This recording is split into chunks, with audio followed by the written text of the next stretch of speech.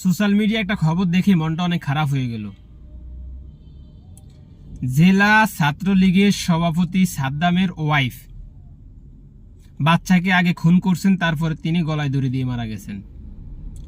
স্বৈরাচার হাসিনা দেশ ছেড়ে পালাইছেন ১.৫ বছর হয়েছে। এই স্বৈরাচার হাসিনার আমলের অপকর্মের দায়ে সাদ্দাম জেলে গেছিলেন, ১.৫ বছর হয়েছে।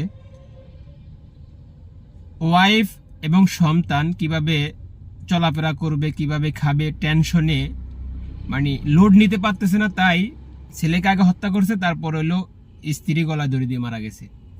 এর দায়ভার স্বৈরাচার হাসিনা নিতে হবে।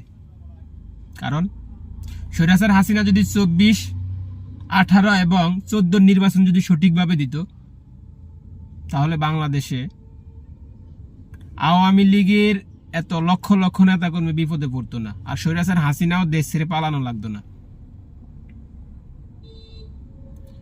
সামান্য ১.৫ বছরের লোড আওয়ামী লীগ নিতে পারছে না।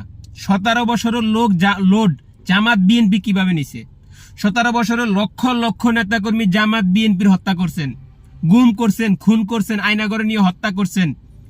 এখনো লক্ষ লক্ষ নেতাকর্মীর, জামাত এবং বিএনপির নেতাকর্মীর খোঁজ খবর নাই। তাহলে ১৭ বছর ওরা এইভাবে নির্যাতন কিভাবে সইছে? এই প্রশ্ন রইল জাতির কাছে। আমার ক্লোজ একটা বন্ধু ঢাকাতে আমার পাশেই ছিলেন। এই ২৪ নির্বাচনের সময় ঘর থেকে তুলে নিয়ে গেছে, বাসা থেকে তুলে নিয়ে গেছে। ওর কথাগুলো বলার আগে আমার শরীরের পশমটা কাটা মানে দাঁড়ায় গেছে।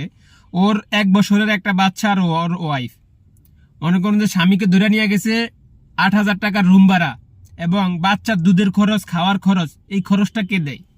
বাসা থেকে তুলে নিয়ে গেছে। তুলে নিয়ে যাওয়ার পরে অনেক চেষ্টা করলাম, আমি নিজে আমার গাড়ির ২৫,০০০ টাকা আমি সাথ দিলাম যে আমি টাকা দিতেছি, আমার গাড়ির টাকা দিয়ে যেমন হোক ছাড়েন। বিএনপি তো এখন আর ওইভাবে নাই, আপনারা ওকে একটু ছাড়েন, কিন্তু ছাড়লো না। তারপরে কি হলো, ৭-৮ মাস ওর ওয়াইফ ওর জন্য অপেক্ষা করছে।